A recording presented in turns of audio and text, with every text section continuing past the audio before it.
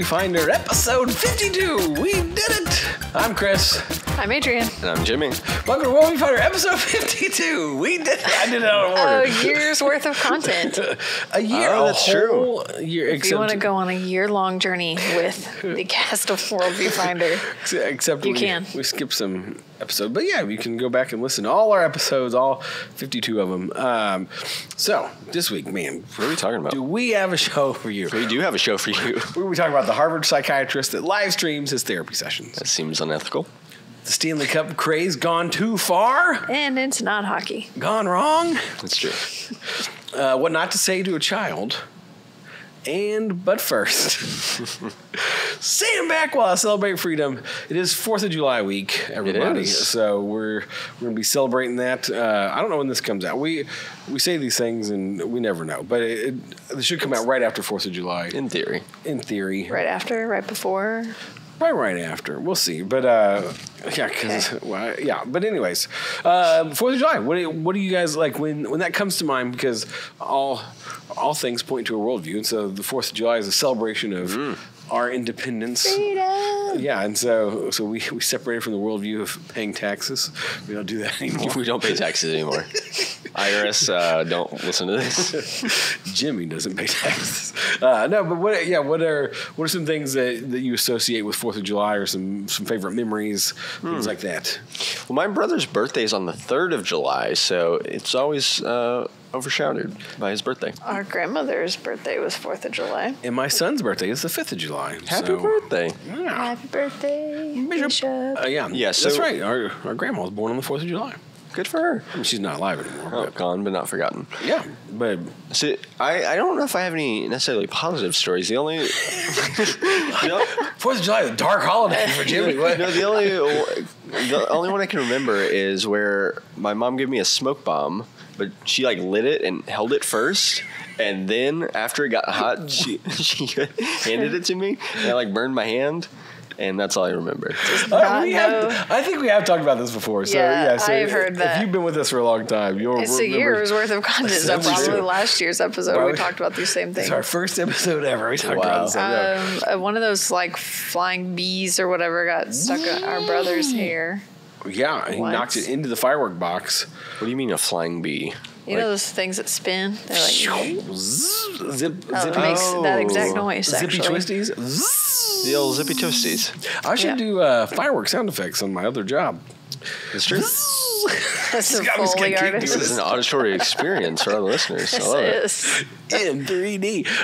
So, yeah, I've had several firework mishaps. Last 4th of July, or no, it was 2 ago, the neighbors in our cul-de-sac decided to shoot off some fireworks, but they didn't chalk them. They didn't put like anything to hold it in place. And so, so shots that go up in the air real tall or whatever. But the last one, it started to fall over, and so I grabbed my kids and ran behind our car, and then it fell over and shot into the driveway where his mother was Jeez. sitting. This is a guy that's probably my age, so his mom is Elderly. an elderly lady, and dude, I thought she was hurt because it blew up. I mean, that whole driveway right under. Oh yeah, she went flying up in the air. No, she didn't. In my neighborhood when I was younger, we had, I would assume they are teenage boys, but they would have these bottle rockets, and they would run around and shoot them at each other like they were in Harry Potter.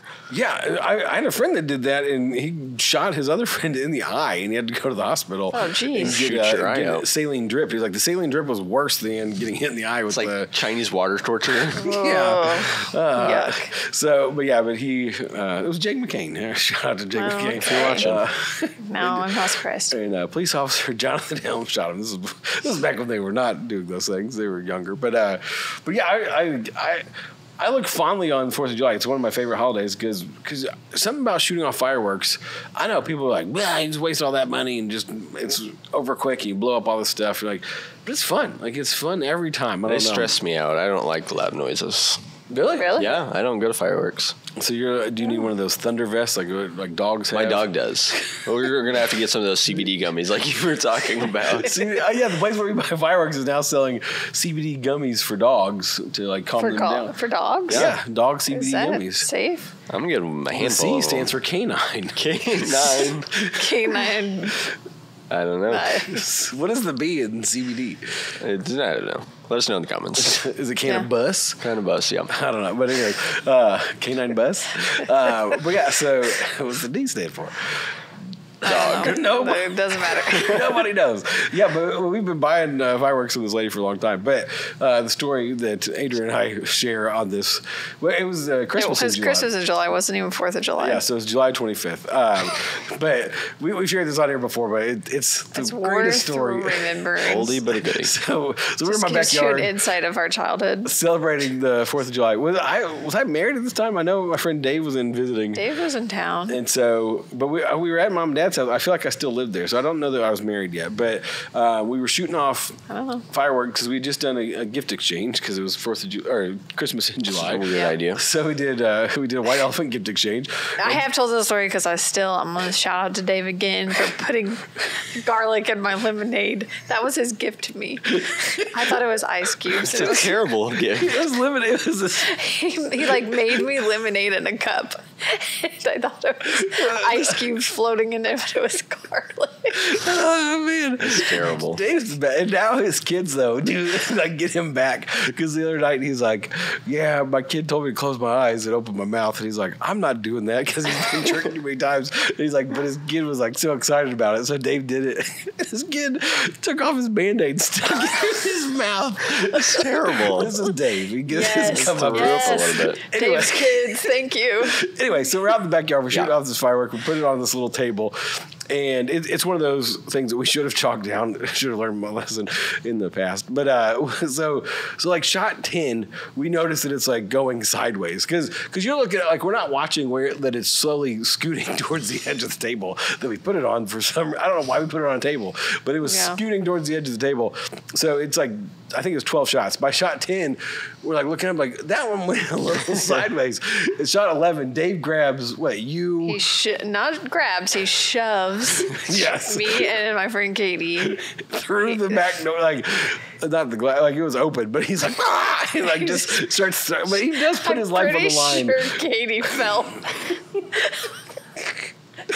He totally fell down and everything. Like he shoved us down. Jeez. But I think he was protecting you guys with his life. He was just needing us to be out of the way.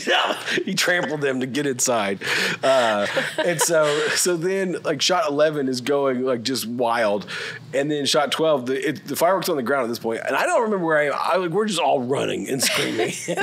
So shot 12 goes through our backyard into our neighbor's backyard under their lattice of the back porch. Yeah, it like they have a raised back porch. It went through the lattice. Like, what are the odds of that? Yeah, so it shot under that and then just explodes. Like the whole underside of their thing just lit up, and we're like, oh no! And then smoke starts pouring out of their their deck through the cracks up into their deck. Yeah, and so there's just like tons of smoke going up, and so we like their back porch light comes on, so we go running over there. And she like slides the back door open, and there's smoke in front of her, like it's a movie scene. Oh my goodness! All this smoke, and then there's like 7 or 8 of us, and we just start singing Silent Night because it's Christmas in July. She's like, "What's going on?" And we're like, "It's Christmas in July." Silent Night. She had to just stand there and watch us. And I don't know. We all just started singing. I don't know what it was. She's Just like, "I'm moving." It was a glorious moment. She still lives there. My parents moved, but Oh my goodness. But that was the type of neighbors we had. She was great. But She put up with a lot of our business. shout out to Jim and Justine. Yeah. And he does my taxes now. Oh, so you do pay taxes. See, I Full get circle. that back in there. But yeah, that memory's so good. I love that memory. Oh my Yeah. goodness. But all right, it's time to move on. Happy 4th of July, everybody. Is there a worldview behind it? I don't know. Celebrating freedom. But I watched the Gene Wilder documentary, Remembering Gene Wilder. It's on Netflix.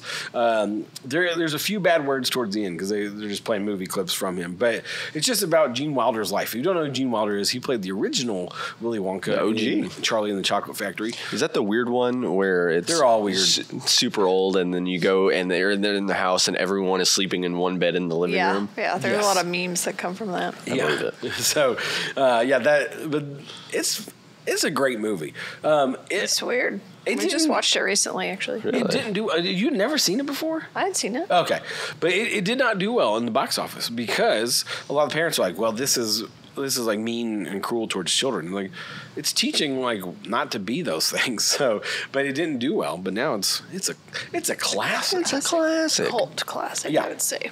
But so it was just kind of some lesser known stories about Gene Wilder and how he got to be where he was and all that stuff, and how he met Mel Brooks and they made Blazing Saddles and Young Frankenstein and all that stuff. And so, you ever seen any of those? Never heard of any of those. We're both too young for those.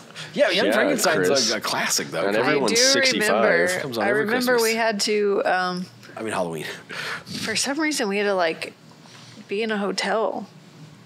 I don't know. It was had to be? No, You had to be in a hotel. No, you and I had to we were spending the night somewhere, and we watched it. We did? Yeah, I don't remember that. So do you remember Young Frankenstein? I remember it being not very good. Oh, it's fantastic. But so Mel Brooks directed it and Gene Wilder wrote it. But there was a part where he said, so Mel Brooks is like, I went and bought handkerchiefs for the whole entire cast. These white handkerchiefs because he said it was so funny that the crew would laugh and like ruin the take. And he's like, it was bad enough that the actors were laughing, but he's like, but the whole crew. And so there's the Igor. He has this hump, and so Gene Wilder's like, hey, I can. I'm a doctor. I could probably get that hump removed. And Igor, he's I forget the actor that played him, but he's just this real weird looking guy. And he just looked at him and goes, what hump? and then Gene Wilder just slowly turns and looks at the camera, and Mel Brooks said, I just saw this sea of white handkerchiefs of everybody in the crew just stuffing in their mouth because they're trying not to laugh. But Mel Brooks was like remembering him. He's like, I never had to direct him because he's like, I had two things for him. It was orange and blue. And blue meant step it up a notch. Like he's like, you're not giving enough in the scene. Just give me a little bit more on that. And he said, and then orange was just give me everything you got. So it was never calmed down at all. Yeah. It was just I need more. I need a lot more. And so, like Gene Wilder in a lot of his movies, he'll like just take on this rage, like and yell and stuff. Is it improv? Some of it is, and a lot of the Willy Wonka stuff was interesting because they wouldn't show the kids the set ahead of time, and so when they wanted like first reactions so when Gene Wilder first walks on as Willy Wonka, he comes up as like in a cane. He's got a cane and a limp, and his cane gets stuck, and he like takes 2 steps forward. And then just falls, but he falls into a roll and jumps up and all this stuff. But the crew didn't know, like the actors didn't know he was going to do this. And he like changed the script and said, if this is not in this movie, I will not do it. And he said the reason was because he's like, from that moment on, you never know if he's lying or telling the truth. Because he wanted to be this character of like, is he really insane? Is he not? Yeah. Is he like this mad genius or whatever? And then there's a scene at the end of Willy Wonka where he yells at Charlie, and he said they had practiced the scene a little bit, but he's like, I didn't let him know how full I was going to go into this rage or whatever. But here's what's interesting about why he goes into this rage in all these movies, because of what was said to him as an 8-year-old boy. And this is where it comes in. Yeah, never to say to a child. Not to say to a child. What never to say to a child. So his mom had a heart attack when he was 8. She did not die, but came home from the hospital. The doctor came to the house and was like checking up on her and stuff. And he pulled Gene Wilder aside and says, hey, never argue with your mother because that will probably kill her. Because if her heart could stop or whatever. He's like, you can make her laugh, but he's like, but don't argue with your mother. And then he leaves. And so Gene Wilder was like, he's like, I had rage and anger as a kid, but he's like, but I could never show it. I could never argue with my mom. And so he's like, so all these people that they're interviewing are like, yeah, don't say that to a kid. But what he learned to do, he was like, I would make my mom laugh really hard. There were times where she's like, "You've done it too far," and she was like, run and have to use the bathroom and stuff. And he's like, he learned to be really funny, but he's like, he had this rage in him. That he's like, when I started acting, because he would do plays and stuff in his school, he's like, that part of me could come out, and so that's why you have like a lot of his roles are just this kind of like wild, crazy. Because Young Frankenstein, especially, because he's like, ah! He just yells and it's over the top. But it's fantastic to see that, like, as an 8-year-old, he was told you could kill your mother if you argue with her, and he's like, so he repressed all this anger for fear. Like, imagine living with that, like, because when you're 8, you can't like realize like, oh, he's not completely. Well, yeah, and this is a doctor saying, okay, you're gonna kill her if you do this. Yeah, like your mom's gonna die. Yeah, which is a horrible thought when, as a kid, that's like a great fear. But what's interesting, like, if he'd have never been told that, though, would he have been Gene Wilder as we know him? Like, that's what's very interesting, because he learned to be super funny. I feel like that's the tragic story of most comedians. Is they killed their mother when they were 8. Well, Jim Carrey, like they have horrible things that like comedy comes out of it. Yeah. Because for Jim Carrey, he was talking about one of the reasons why he was funny when he was a kid was because he had a sick mom. Oh, yeah. So he wanted to make her happy and make her laugh. Sounded familiar. Yeah, totally. Okay. So I guess that's just a common thing. Hey, sick moms make good comedians. So. Did you have a sick mom? No, I'm gonna. That's a good excuse for me now. I'm gonna just be a sickly mother in bed. So trying to make my kids funny. Hey, Amos, make your mother laugh. So Chris, you said you should never say it to a kid. If you told your kids and they believe you that if they argued with you that they would kill you, would you say it to them? If then they wouldn't argue with you ever again. So would I tell my kid that? Like, hey, stop arguing with me. I might die. Yeah. No. Would you do it? But then they would never argue with you again. The arguing is healthy. I think some of them would argue with me more. Yeah. I want to kill you. But so you wouldn't do it. So was there something that was said to you as a kid that you kind of, I think we've talked a little bit about this before as well, but yeah, is there something that like was told to you, or like you've heard that story where somebody like heard something as a kid and like they grew up with this weird belief or like this thing that they kind of changed, maybe not changed their whole trajectory or whatever, but I'll start because there was a guy in my church that talked about when he was a kid, he visited a funeral home. It was like his great grandma or something. He must have argued with her. And and so he's in there, and his like great aunt or something came in and went over and was like, no, like crying and like touched the body. But then she passed out. Well, he's like a kid, and he thought she died because they like carried her out of the room, and he like, because she was a great aunt, he didn't see her very much, so he thought she had died. And so in his brain, if you touch a dead body, then you'll die. And he's like, I believed that for a long time, longer than I should have. He's like in middle school or high school, and he figured out like that wasn't true. And I don't know if he saw her later, was like, oh man, you didn't die. You didn't die. But it's interesting. In one of our later topics, it'll be kind of talking about the same thing. But I do think whatever you kind of hear from different people when you are a kid is super formative in you. Because I remember when I was a kid, one of the things that my dad told me was, if you're early, you're on time. If you're on time, you're late. And if you're late, you're fired. Oh. So, yeah. So that even to this day, it is instilled, like, I will be almost too early to everything I do. Like, I refuse to be late for anything. And I think that started from that simple saying when I was like 9 years old. I'm doing the opposite. Every time Amos asks me if he's late for something, or he's like, are we late? I'll say, a wizard is never late. He arrives precisely when he means to. You're carrying on the tradition of our family always being late. Yeah, exactly. Yeah. So now he'll say like, are we late? And then he'll stop and be like, wizard's never late. Like, so yes. That's the problem because I was talking to someone before this, and we're 52 episodes in, and I think you guys have been on time for the podcast maybe 2 times out of those 52 episodes. Hey, a wizard is never late. A wizard is never late. We arrive precisely. We figured out the mantra that is the problem. Okay, we solved it. It's the Shadowin curse. We're on Shadowin time. I'm usually here though. Today I was late, but just by 6 minutes. And it's just 6 minutes late. In my brain, it takes me like... So you're an on-time person. Yeah. What about Malia? I think because of that, she is now an on-time person as well. But she wasn't. I don't know. I feel like the on-time families. She was probably more neutral. In the know. But I was so far that, okay, like someone's going to have to die if we're not on time. On their third date when he tried to fire her because she was late. Exactly. You're late, you're fired. I'm like, if someone's going to be 2 minutes late, they better at least text me and tell they're going to be 2 minutes late. Yeah, see, I married into a family that's like, we're going to get there a half an hour early. Oh, boy. Yeah. And those people. Yeah, Those people. Exactly.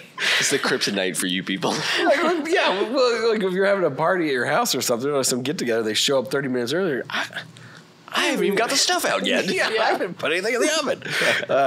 But Interesting. makes for great times. That's true. Yeah, so I think it's just interesting, like what you say to kids, like it does have a profound effect on them. They may not realize that. And as a middle school pastor, I would say things to kids sometimes in jest that later came back and they're like, I thought you were serious. I didn't know what jest was. Fan of the podcast, Luke Helm. He used to be on this podcast long ago. But in middle school, we were going to a swimming event at Harkey Pool, and he lost his tooth beforehand. And he goes, hey, I lost my tooth.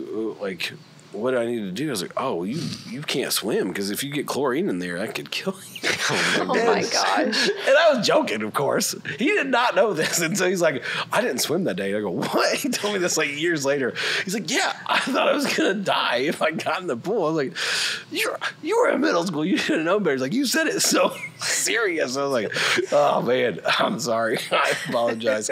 So, Bob, I do get myself in trouble for that because I will say things that are not true at all, joking, but I'll say it completely seriously. Yeah. So even adults have no idea if I'm telling the truth or not. So you got to watch around kids because they believe anything apparently. Because my kids always like ask Angela afterwards, like, is he for real? I'm like, no, no, obviously I'm not. Yeah, Amos gets this look on his face and he goes, are you kidding? I have to tell him. It's a joke. Yeah, but yeah, so don't lie to children, everybody. But no, yeah, but unless it's for a good reason. No, but the effects that you can have on a kid, like Gene Wilder, I don't think would have been Gene Wilder had his doctor not said to him, "Hey, you're going to kill your mother if you argue with her." See, so it's a good thing then. It's a good thing You heard it here first. Lie to your kids. But what man intended for evil, the Lord uses for good. Yeah, that's true. So Adrian, bringing the Bible back. Yeah, here we go. Bringing the Bible back. But it's interesting because Jesus tells us we have to enter the kingdom of God with childlike faith. Like he says, like anybody that's going to enter the kingdom has to enter with childlike faith. And so you see these things that you say to kids, even in joking or whatever, because I don't know that they always get joking. Yeah. So they believe what people say to them. And so it's been fun working with kids the past couple of years because I watch them just believe in Jesus because like this is what he says, and this is, adults are teaching them like, hey, this is how Jesus lived. This is what he said. Like, and they're like, oh, okay.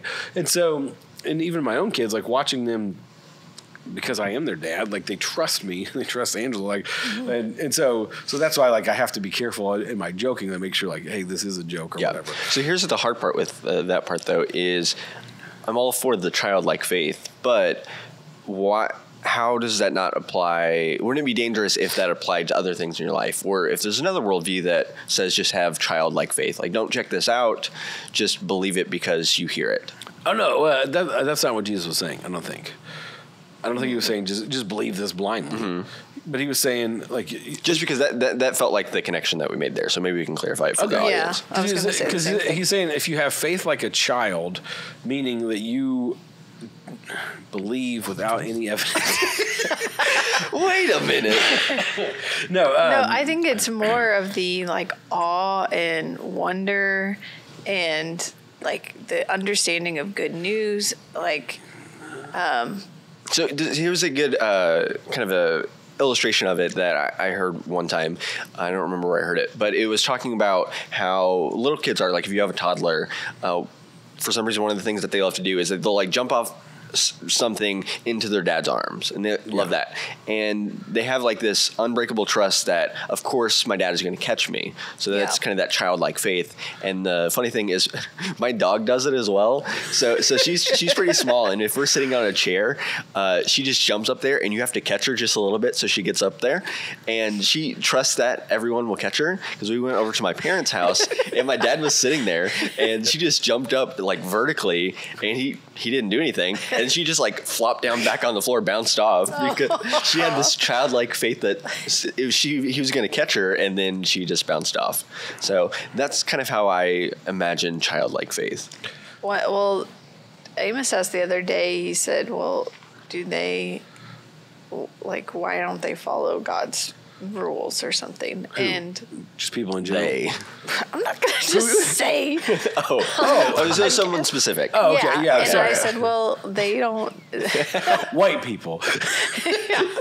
Like, I was like, well, they don't know Jesus, and he was like, what?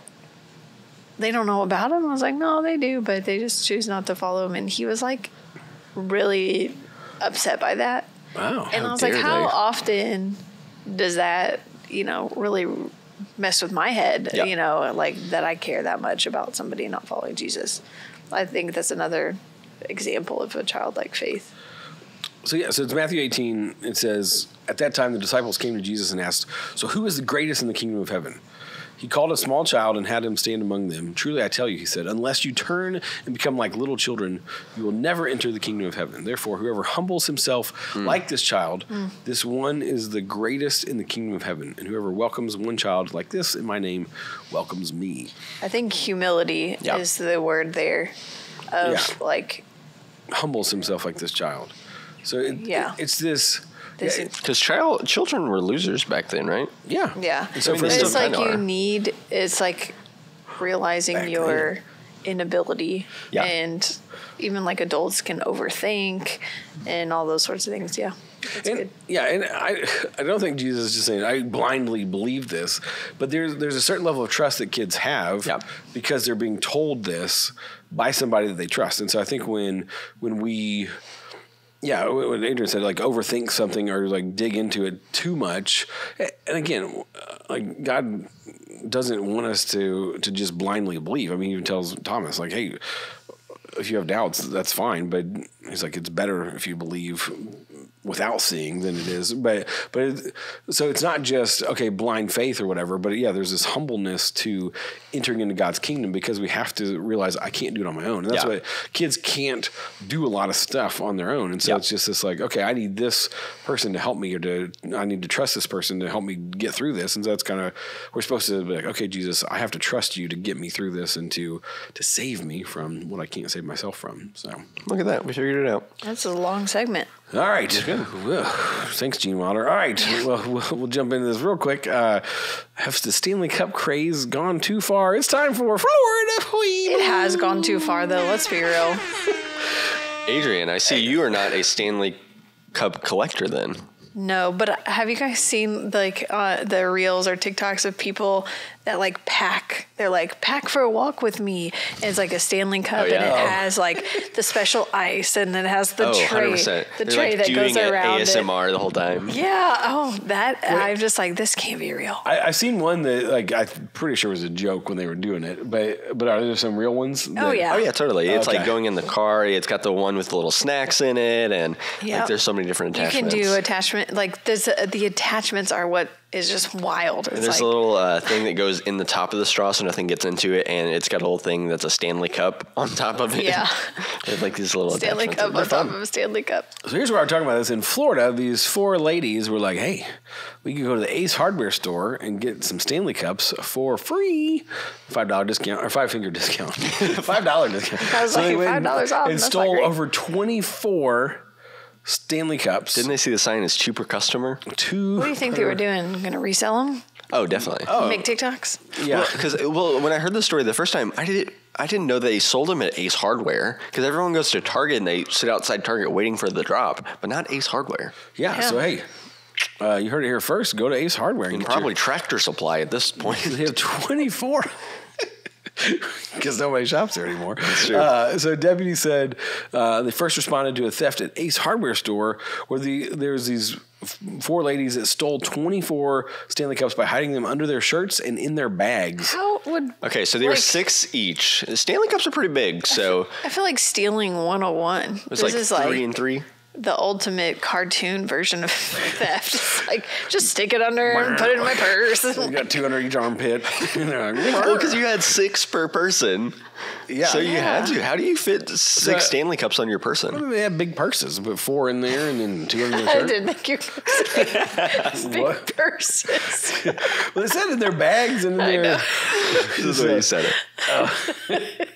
They had huge purses. So they've got 4 in their purses, 2 under their shirts. Okay, I'm glad we figured it out. They're just running around. So then they leave there and head out to Winn-Dixie. So you know it's in Florida. Is that like a grocery store? Yeah. Yeah. We went to a Piggly Wiggly when we were in South Carolina for the first time. Yeah. Another store that I'd heard about but never seen. Winn-Dixie is also a dog in some movie because That's of true. Winn-Dixie. So Remembering Winn-Dixie. but Which came first? The dog or the store? the store. Definitely the store's been around dog for a long movie, and time. then they made it based on the movie, I think. They're like, hey, It's the origin story of Dixie the store. this is how the store came to be named. So Went to Winn-Dixie. the suspects went to a Winn-Dixie parking lot where they were taken into custody, but they had robbed the Winn-Dixie too. And they took lobster tails, steak, crab meat, and other food All products. right, so the Stanley Cups and then like bougie food. And an array of champagne. Ain't it right? They were going to have a party. Oh, totally. Bachelor party, Bachelorette. bachelorette, They were party. women. Ladies. Yeah. With some Okay. lobster Do you think tail? they're going to drink champagne from a Stanley Cup? Oh, definitely. And then had a little lobster Oh, tail yeah. sticking out of them. Okay. Oh. Okay, but All right. as we've learned recently, these Florida deputies have some Oh, yeah. one-liners. Nassau. Well, not Nassau? Nassau, that's it. I Nassau. can't say Nassau. it. When you look at Nassau- the reading, like yeah. the spelling, it's hard. to read. Nassau County Sheriff Bill Leeper, he said, it's clear these criminals had expensive taste, targeting luxury food items and popular merchandise across multiple stores in our county. However, I can assure you that champagne and lobster are not on the menu at Hotel Nassau County Jail. Oh, my goodness. Why does This he is call a it real jail? quote. Why does he call it hotel? He's like, this is my time to it's shine. luxury. He took his glasses I've off. been waiting for this one-liner forever. It's I not can on the shit. menu. I can just see that as like a Lego minifig cop. Like Oh, it has totally. to be said by that. It's like, meat's on the menu tonight, boys. But it's fantastic. All right, moving on. Moving on up. Jimmy, Yeah. Tell what? us about somebody else's What's the trauma. Harvard psychiatrist said? Live streams his therapy sessions. Yeah. So. Can't wait to hear some more Therapy sessions. Some therapy. Yeah. So. therapy. So, perfect. Yeah, so we are talking about Dr. K. So he's a former Harvard psychiatrist, and now he's kind of a influencer that talks a lot about mental health, talks about, but specifically with gamers, interestingly enough. Is that KAY or is it like the short for like? Didn't you introduce him to us in last week's Yes, episode? that was, I don't remember. That was an overview. So, yeah, so All right. Dr. K, he works primarily with gamers and entrepreneurs and stuff like that, has a YouTube channel with over 2 million subscribers called Healthy Gamer. And since more you, than us. so since it's true, since you guys are parents, Just by a little. he also has recently wrote a book called How to Raise a Healthy Gamer, which I thought was interesting. Oh, Ooh, Chris needs to read that. That's true. And me. So, no, because it was really talking about one of the things in the book is knowing how to kind of communicate with your kids and putting verbiage around it where you're almost on the same team and showing the dangers of too much either technology or gaming. So you're on the same team rather than like fighting each other over it. Because he said the goal isn't really restricting them doing things. It's more of equipping them to go throughout the world with this addictive technology and then not be addicted to it. okay. So I don't know if I'd recommend the book, but I thought it was interesting. But That sounds interesting. so what? You haven't read it. You're just saying. Correct. Okay. I thought it would be applicable to you guys since Chris big into games and you have the children. So She plays games too. Don't That's you? true. I do. That's true. That's true. Okay, so one of the things he does on a pretty regular basis is he live streams with these popular streamers, entrepreneurs, gamers that have already built an audience, and basically does these live stream therapy sessions. And they're very interesting because some people are doing very well and they seem very well off, so they end up talking about certain things. But a lot of people that are very successful in this space are not really doing well. And there was one specific one that we kind of mentioned in the last episode, or whenever we talked about it, that I'd like to talk a little bit more about today. Okay. So in this one, Dr. K was talking to a streamer named Miskiff, and if you don't know who Miskiff is, I don't. You don't. So he was a live streamer, and I think he also played games, but over the course of years and years, he's built up this live streaming career. So now he's making like a whole lot of money, and then on top of that, he has created 7 companies kind of from that. Wow. So, and at this point, and I look back in the kind of YouTube archives, and Dr. K has talked with him, I think the first time was 4 years ago, talked to him 2 years ago, and then like a month ago. So it's not an ongoing therapy session. It's just like years apart. Yeah. Okay. So it's, So he'll have one conversation with them for like an hour or 2 hours and then check back in a couple of years. So, a question about just the live streaming of a therapy session. Yeah. Isn't there like patient confidentiality, doctor confidentiality? Yeah. So to be clear, sign a disclaimer and correct. stuff? Okay. So to be clear, this isn't like a proper therapy session. Like he's not actually paying for a therapy session. Okay. And throughout the whole conversation, he's constantly saying, "Hey, are you comfortable talking about this?" And even before the live stream, he's like, "Hey, if there's anything that's off limits, like let's set our boundaries now. So I don't ask about anything you don't want to talk about." But he's constantly kind of making sure where the conversation is going, they're okay with sharing it. Okay. So, and the people seem like they're pretty open. And from the conversation I heard, it was pretty helpful to just hear what he was kind of going through. Okay. So that's kind of the background of Mishkiff. And the problem he was running into right now is he's become really successful, but to the point where live streaming on top of running 7 companies, he's very busy. Yeah. Yeah. And because of that, not only did he feel like he had like 0 free time, but if he even did take a break, he felt like he was failing as a person. Like it was this constant thing where he's like, I can't even relax and watch a movie because I'm always thinking about what I could be doing or what I should be doing. And how the therapy session worked, and I thought it was really interesting, is kind of like we were talking about in the last segment, is a lot of this kind of stemmed from his childhood. Okay. And for him, what happened was there was kind of a twofold thing. Was one, he had ADHD. And this was an interesting thing. Dr. K that said that it's statistically significant that a lot of kids that have ADHD, they struggle to make friends and get along, especially when they're younger in like 1st or 2nd grade. Okay. And he said out of that, a lot of times kids will see that and then see that they think there's something kind of wrong with them. And that starts from a very young age. So, and then on top of that, he said that his mom was like a super workaholic. Like she was working all the time, and how he does these therapy sessions, he's just continually kind of asking questions. So kind of exploring Mishkiff's childhood. And the thing that stuck out for Mishkiff is he said, we had enough money, but my mom worked even a 2nd job, even though she didn't need to. Oh. So that, on top of the ADHD thing, they kind of uncovered that he, from a very young age, he thought something was wrong with him. And there was 2 ways that he was trying to fix that. And one, he said he loved making people laugh, which is interesting too, with a lot of these comedians. I mean, It is sometimes where you have kind of this, you feel like you're fundamentally flawed. And one of the ways to get acceptance is by making people laugh. Yep. I think I'm unpacking a lot of my childhood here. This is great. Right now. And he said the second way you do it is you prove it by becoming successful or getting certain accolades. And Chris is checked out. Yes. So, and because he was like, Dr. K, like, I feel like I can't get ahead. And even if I do get ahead, like I don't get any more fulfillment from it. Yeah. So it feels like I'm on this constant hamster wheel and I can't get off. And so for him, he needed to address that insecurity first. He said, basically, all the things that you're doing now stem from that insecurity that you had when you were 9 years old. So all the success that you've built up for yourself, he's like, well, at a certain point, I will be so successful that people will see that I'm not fundamentally flawed, or at least that covers it up. And same with making people laugh. But and this is probably where like there's not an end goal. 100%. Yeah, because he could never be that successful. Yes, that he'll feel fulfilled. Because the line that he continued to use was, he's like, I know that I could always be better. Yeah. So it was that endless pursuit of better. And there's an interesting book that I was reading. It's called The Gap and the Gain.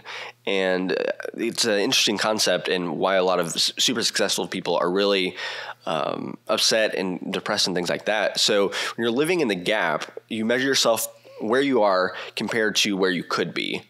So you imagine kind of you're here and you see the goal is at the horizon line. And as you get closer, you're like, okay, well, we made progress, but still the horizon line, that's kind of the goal, that ideal. But you're not out of the gaps. So your gap there is you're always comparing yourself where you could be, that ideal. Yeah. But the thing with the horizon line and an ideal is you never get there. No matter how hard you work, there's still this ideal that you could be better. Yeah. So I listen to the Nate Lane podcast. Shout out to Nate Bargatze. If you're watching. But one of the things that he talks about is like he has these goals and these things set in his mind, but he doesn't tell people. Mm-hmm. And he's like, I have these things that I want to achieve. And because he talked about, he did the Bridgestone Arena that's in Nashville where he's from. And he's like, he had this goal. He's like, it's like maybe 10 years ago, maybe even longer than that he wanted to sell out the Bridgestone Arena and have, there was some like a certain song that he wanted to walk onto or walk out. Like he had this song in his mind that he would either walk in or walk out of, and he achieved that. And he's like, he's like, that's something that I've wanted to do. And he's like, I haven't ever told anybody this, but he's like, this is something I want to do for years. Yeah. And so he's like, but I also have other things. And he's like, I don't want to tell anybody because he's like, there are these things that seem so far out there that they don't seem achievable or they don't seem like they'll ever happen and things like that. And he's kind of hinted at it, kind of a little bit like what Adam Sandler does with like his movie empire and has like all his friends do his movies with him and stuff. But he wants to create basically family-friendly content that's not necessarily like geared towards children, but like that you can watch and stuff like that. So he's like, I've got these goals and things that are like way out down the line, but he's like, I don't want to tell anybody that. And I think it's not the opposite of that, but it's like achievable things that he's like, when I hit this, then I'll know that, okay, I did that. And then I have something for what's next, but it's not just this endless chasing of like, okay, this year I sold out this many arenas. Now, next year I've got to sell out this many more and stuff like that. It's not that. It's like, okay, I have specific goals. And he's even said, he's like, I might not do stand-up comedy, but he's like, right now I love it. And this is what I want to do for the foreseeable future. But he's like, but I've got other things. And he even talked about like the podcast. He's like, maybe he's like, it might turn into something else down the line. He's like, we've got a contract for the next 3 years. So he's like, so it's not going anywhere soon, but he's like, but it might turn into something different than what it is currently. And so it's interesting that like, those two different perspectives of like, I have an unattainable goal that I think is obtainable, but when I get there, there's more that I have to. So what's living in the, you talked about living in the gap, but what's living in the gain? So living in the gain, and this is where you can actually get satisfaction from the progress that you've made and really enjoy life more, is you compare yourself where you are now to where you started. So you're seeing, okay, maybe I'm not where I want to be, but look at the progress that I've made so far. Look at where I was and where I am now. And so when you do achieve more, you appreciate that success rather than discounting it because it's not, well, I've got some success, but because one of the things that brings to my mind is like bodybuilders. So when people, they start going to the gym, they're like, oh yeah, I want to look like this guy. And then you start working out, you get a little bit bigger, and then maybe you even get like, you get really big, and then you start working out with people that are really big, but they're also on steroids too. So then, you're super big, but compared to all these other guys, you're super small. And that's where body dysmorphia and that kind of thing comes in, where they're like, well, yes, I have this, but compared to what I could be or what I want to be, I'm not where I want to be. So this reminds me of a really, really good Apple Watch commercial. And that's kind of the worldview behind it was it had a guy doing like a run. Yeah. And then it had that same, but it was like, he was kind of like ghosted out a little bit, but you could still see him doing that run. But then it was like a week later and it was him doing the run again, but you could see himself like being a little bit slower, or like then a week later guy was faster than his starting guy, and then it kept doing that, and then it had him like, I guess like winning a marathon or something, like running a race, but then it showed like his first guy. And so it was saying like with the Apple Watch you can you would be in this one spot if you didn't continue working on your goals. Oh yeah, and I think going along with that, the quote, comparison is the thief of joy, is a lot of times, if you're competing against yourself, that's one thing. It's like, I want to better myself. Yeah. I'm competing against myself. But then if as he gets faster, he sees all of the people who are running 4-hour marathons, right. You're like, well, they're so far ahead, then why do I even run? So I think what the Dr. K thing, what it really boiled down to, because he said one line that kind of stuck with me. He said, one of the worst things you can do for your insecurity is to get it fixed. And I'm like, that seems kind of counterintuitive, because you're like, okay, if you have insecurities, shouldn't you fix it? Yeah.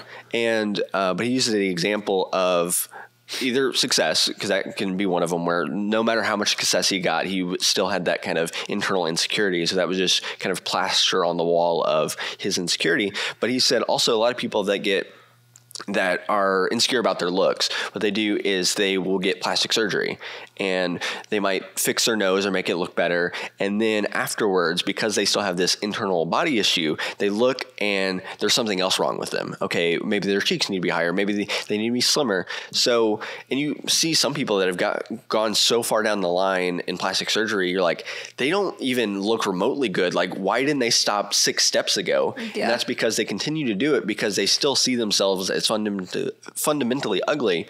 So them just trying to cover it up by fixing it. So you're saying external fixing is the worst thing to do? Yes. You just have to do the internal work. But why is fixing insecurities bad? Because if they fix it, they wouldn't get the... Yes, but I think a lot of times... plastic surgery. A lot of times it will... If you are building a company because you want to be successful because you're insecure, then you might spend 10 to 15 years doing that and not actually dealing with your insecurity. So instead of dealing with your insecurity, you're covering it up. Yeah, but you said the guy said don't fix your insecurity. Don't get it fixed. So I think what he's meaning by that is... That's what we're talking about, the external, internal. Like, don't externally try to fix it. Oh, okay. Yeah, you need to internally fix it. Internal work of realizing what the root is. Yeah, so going back to kind of what we were talking about before, is there any... I had like the on-time thing from my dad. Was there anything specifically from your childhood that you remember either saying or experiencing that has kind of stayed with you the rest of your life? And you might not.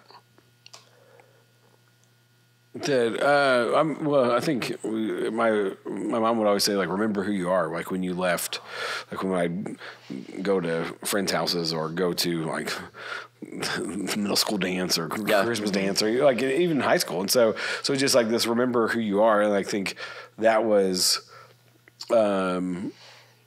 pivotal for me just to remember, like, okay, this is who I am, like not just me personally, but who I am in Christ. And so it was like, okay, I am this type of person, and so I need to live by these standards and these morals that I claim to by following Christ. And so yeah, I think that was one for me that was like, okay, remember who I am, like who am I and who am I becoming, and so I would live according to that. Yeah, I think I've definitely talked about this on here before, but the one that always stuck with me is also from my mom saying, don't let them tell you, or don't let yourself tell you no, let them tell you no. Yeah. And so that's always stuck with me with like interviews or even like asking friends to do stuff, or just being insecure. Yeah. It was a big help for insecurity of like, don't project on to somebody what you think that they're going to say. Like, just test it out. So, and one recently that I think I made this one up, so you can quote it here. I'm copywriting it. Is what's going to make a better story? Mm-hmm. And so, because a lot of times I'll be like, oh, yeah, kind of like the don't let them tell you, like, oh, I don't want to do that, or man, if I do this, it's going to be embarrassing or whatever. But I'm like, what would make a better story? If I'm telling this later to somebody, would the better story be like, oh man, I could have waved to this person and made a joke, or I just walked away? Like it was, so the reason this came up is I had to get a permit for our swimming pool. And so I went downtown, got the permit, and then I left and was in line at Chick-fil-A, like on the other side of town. And I pull up next to the person that just gave me the permit. And I wanted to honk. I was in the line at Chick-fil-A. And so it's super crowded and stuff. And I wanted to honk and be like, you just gave me a permit. My goodness. But I didn't. And because there was like Chick-fil-A workers walking in between, and it would have been super loud and obnoxious. But I'm like, but what would have made a better story? What would have made a better story? It would have made a better story if I honked and like, And she would be like, you're an idiot. Like, I wanted that story instead of just like, I just stared at her and then she never looked and I just left. Like that doesn't make a good story. So, but like even for like following Jesus, like, okay, what's going to make a better story if I like tell people about the gospel and things like that? Like I need to live my life in the way that I say I do. And so, so what's going to make a better story and all that? So, ironically, I think the Stanley Cup ladies also said that as they were about to, what would make a better story? Like, that could really backfire. To be fair, that was a good story. Hey, stealing all those Stanley Cups. Yeah. So you got to remember who you are when you're making a better story. That's true. That makes sense. Yeah. So to tie this kind of with a bow, so insecurity was one of the main things that he was dealing with. So what does kind of the Christian worldview say about insecurity or how to overcome it? Or does it say anything? Well, I think finding... There's lots of who you are in Christ. Yeah, because if we're trying to find who we are by the world standards, or if we're trying to make up for that deficit that we have, because we all have insecurities and we all have things that are wrong in our life and sin and all that stuff. And so if we're trying to solve those on our own, it's never going to be, we're trying to fix our insecurities by doing some outward things to fix an inner problem. And the only way to fix that inner problem is the Lord, and I'm following Jesus. And so, I mean, Jesus says, I'm the way, the truth, and life. No one comes to the Father except by me. And so if we're trying to fix what's wrong with ourselves by our own means, it's not going to happen. And so to follow Christ and to be an apprentice and disciple of him is the best way to live, because he's the one that shows us those things, and then his power is made perfect in our weakness. And so the insecurities, he takes those and uses them for good, which I'm going to talk about this Sunday. Well, depending on when we get this out, July 7th, you can go check that on the One Life Network live stream. And so, because I'm talking about Ehud, who was left-handed, and that was his sort of weakness, but God used it in a cool way. And so, was he insecure? I don't know. Are you insecure by being left-handed? You are left-handed. Very much so. I can tell. Did you have special scissors growing up? I don't know. I just cut things terrible like I still do. I'm just bad with scissors. And that's where the insecurities start. A resource, literally if you Google, like, who does the Bible say I am? There are so many lists out there. So sometimes it's been helpful for me just to like print off one of those lists and keep it by my desk or in my room or something like that, just because those things you can start repeating to yourself. Yeah. But also one of the easier ones for me just in my everyday is just like memorize the fruits of the Spirit and say like, am I kind? Am I gentle? Like I am these things, so I need to act accordingly. It's the fruit of the Spirit, not fruits. It's not plural. I didn't say fruits of the Spirit. Roll it back. That's hard. That's even hard to say. You said the fruits of the Spirit. Fruits of the Spirit. No, I can't even say that. So tying into last week, we talked about Inside Out, and I think it's important to kind of fill your head and remind yourself of those things, because all of these different thoughts and experiences come together to make up our sense of identity, our sense of self. Yeah. And if you're in, it can really honestly just be in your mind, where if you're only focusing on the bad things and the negative things about you and all your flaws and that kind of thing, if you're only focusing on that, your sense of self and identity is going to be negative. But if you're reminding yourself of the positive and how you can be sufficient regardless of how successful you are, what you look like, or anything like that, then that's where your sense of self and identity comes from, rather than these outside forces. That's great. We'll end it there. So, hey, I'm Chris. I'm Adrian. I'm Jimmy. It's been Worldview Finder episode 52. We'll see you next time.